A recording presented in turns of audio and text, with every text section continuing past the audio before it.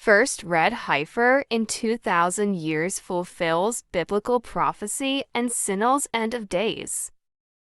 When it comes to biblical prophecy and the anticipation of the end of days, few phenomena have captured the imagination of believers in Christianity and Judaism as profoundly as the concept of the red heifer. The birth of a red heifer is not merely a biological occurrence, it is laden with theological and eschatological significance. This article delves into the intriguing story of the first red heifer in 2,000 years, examining its historical roots, the prophecies it fulfills, and the fervent anticipation it stirs among the faithful. The red heifer in Scripture, a biblical prophecy. In the spring of 1989, Clyde Lott, an accomplished cattle breeder and a Pentecostal preacher, embarked on an unusual biblical exploration. While thumbing through the pages of the Old Testament, he came across Numbers 19, a chapter that prescribed a peculiar ritual involving a red heifer without spot.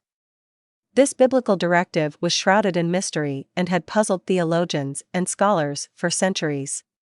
Even King Solomon, renowned for his wisdom, could not decipher the reason behind the red heifer's significance. What perplexed Lot even more was the apparent genetic incongruity. The cattle described in the Old Testament, particularly those owned by Jacob, were speckled, spotted, and brown. Yet, here was an explicit commandment for a red heifer. This genetic anomaly added a layer of complexity to the enigma. Nonetheless, the Lord had mandated that this specific type of heifer was the only means through which the Israelites could purify themselves and engage in the worship of God, hence the importance of the biblical prophecy today. A deep-seated longing for the apocalyptic events foretold in both Christianity and Judaism is central to many believers' faith. This longing becomes even more pronounced as humanity approaches significant millennial milestones in its history. For many fundamentalists, contemporary events in the Middle East are seen as the fulfillment of ancient prophecies made by prophets such as Jeremiah, Ezekiel, Isaiah, and John. These prophecies posit that three pivotal events must precede the return of the Messiah: the restoration of the nation of Israel, the Jewish control of Jerusalem, and the reconstruction of the Temple, which was last destroyed by the Romans in 70 AD. Notably, two of these conditions have already been met. As Clyde Lott read the Bible that day and contemplated the red heifer, he realized this seemingly obscure biblical element was key to the Messiah's return. To rebuild the temple and pave the way for the Messiah's advent, the Jews required the purification offered by the ashes of a red heifer, a qualified red heifer that had not been found in Israel for nearly 2 millennia. The mystery deepened. Where would this red heifer come from, especially considering that genetically, it seemed incompatible with the cattle lineage in the Old Testament? The birth of the red heifer in Israel, biblical prophecy fulfilled?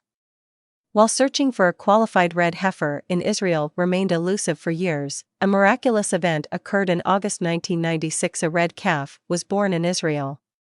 This birth sent shockwaves through theological circles and the global community of believers. The calf, aptly named Melody, was immediately examined by rabbinical experts to determine her eligibility as a red heifer. According to biblical prophecy, a red heifer must be red without blemish. The scrutiny was meticulous, given the gravity of the situation. For a moment, it appeared that the long-awaited red heifer had arrived. The news of Melody's birth and her potential role in biblical prophecy spread like wildfire. Jewish and Christian believers converged on the small religious community of Kfar Hasidim, where Melody resided under armed guard. The excitement was palpable, as many saw this as the fulfillment of prophecy and a significant step toward the construction of the Third Temple.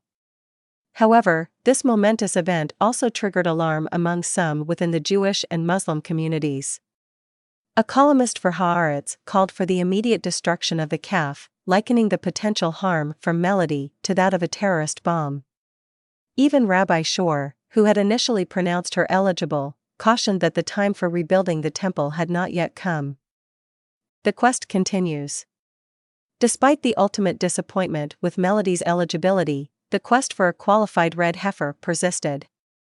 In December 1997, Clyde Lott, the Mississippi cattle breeder, and Rabbi Chaim Richman joined forces to raise red cattle in the West Bank. Their partnership aimed to ensure the birth of a red heifer that met all the halakhic criteria.